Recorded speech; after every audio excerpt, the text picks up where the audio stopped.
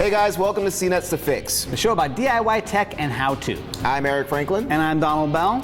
And if you like taking pictures, whether with your smartphone or your DSLR cameras, we got some great tips for you guys. Yeah, and we're going to start off with a great DIY project for taking time-lapse videos 360 degrees with just your smartphone. There are lots of ways to go about shooting a time-lapse, but if you want yours to stand out from the crowd on Instagram and everywhere else on the web, why not shoot a panoramic time-lapse? The setup is really simple, using a few household supplies. So you'll need a wind-up kitchen timer. This one's from IKEA and it only costs a few bucks. You'll need an L-shaped bracket like this. You can pick it up at the hardware store. You'll also need some adhesive. So I have tape and a command strip. You'll see how I use that in a second. I'll start by adhering my phone to the L-shaped bracket. For that, I'm using the command strip so that it comes off easily. So I'll put the command strip on one of the sides and stick my phone to it. There we go. Now, all I have to do is put this on the kitchen timer, and that's where the tape comes in.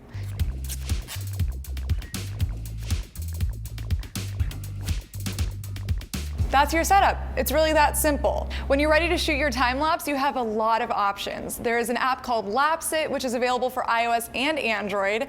And of course, a lot of phones have built-in time lapse options, but today I'm going to use Hyperlapse, which is a new app from Instagram that lets you shoot up to 45 minutes of raw footage. So I've got Hyperlapse set up here.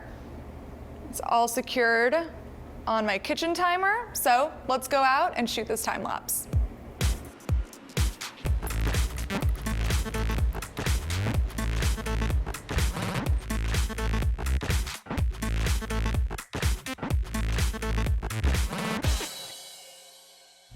I really like the Hyperlapse app. It is by far the easiest to use time-lapse photo app that's out there. I also like that you can slow down your videos really slow. Yes, I love the whole slow-mo thing. It's kind of taken over right now. A little bit overused, but I still like it. All right, it's time for a quick break. And when we come back, we show you how to make an inexpensive camera slider to capture really cool cinematic video shots.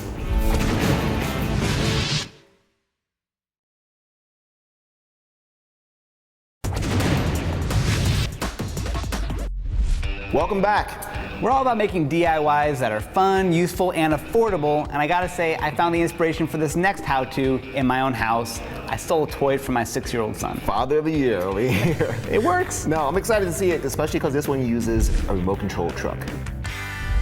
If you got yourself a video camera and you're thinking about making your own personal Citizen Kane, one thing you should add to your bag of tricks is a dolly shot or a slider shot. Now, this is the kind of shot where you have a stationary camera, and instead of panning it left and right, you're gonna glide it smoothly. To get this shot, a lot of the pros use a crane or an expensive set of tracks for a dolly rig. I'm gonna show you how to make your own DIY solution for under $60.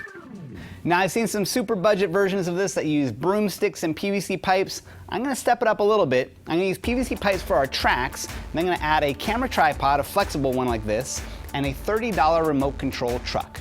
This is the Maisto Rock Crawler, and what makes it so awesome is that it's got a little bit of flexibility in the base, and these nice big wheels that are set wide apart, and this whole thing can actually support a DSLR, or you can even use a smartphone with this particular camera mount. Now, these are our bald tires here, but they're perfect for fitting over the PVC pipe. The grooves in the wheel well, they're gonna slide gently, just like so. Now we're gonna use a screwdriver to take the truck body off so we have a nice level surface to mount our camera on.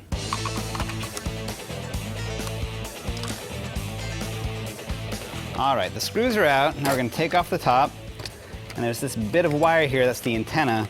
We don't need this. There you go. All right, now we've got a nice level surface for our camera, and we've got the wheel wells exposed here to guide us on the tracks. You can use whatever length or diameter of PVC pipe you have around. I had this 3/4 inch pipe handy, so I'm gonna use that. Now I've got one 5-foot section of pipe. I'm gonna connect these two shorter sections to it using elbow joints.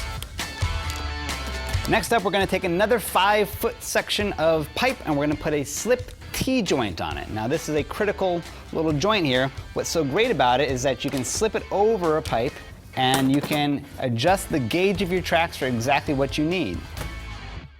Now, we're gonna make this a little fancier by attaching a pulley to one end and using some string to pull your truck across. We're gonna drill a small hole, then we'll add an eye screw, attach the pulley, turn the pipe inward so that it's facing your truck, and then attach a string to the truck so that we can run that through the pulley. All right, the next step is to add our camera. A flexible tripod mount like a GorillaPod gives you a lot of options. This one even comes with a phone mount. You really want to make sure this thing's secure, especially if you have a nice expensive camera. You don't want it toppling down. All right, now that it's all set up, let's take this thing outside and play around with it and see what we can get.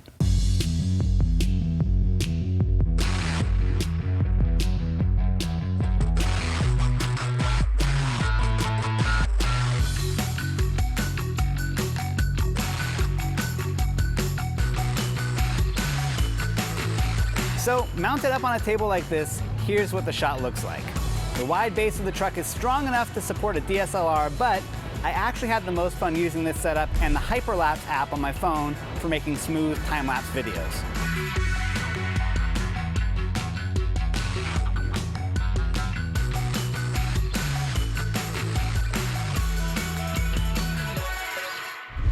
So that's all there is to it. That's how to make your own DIY camera slider.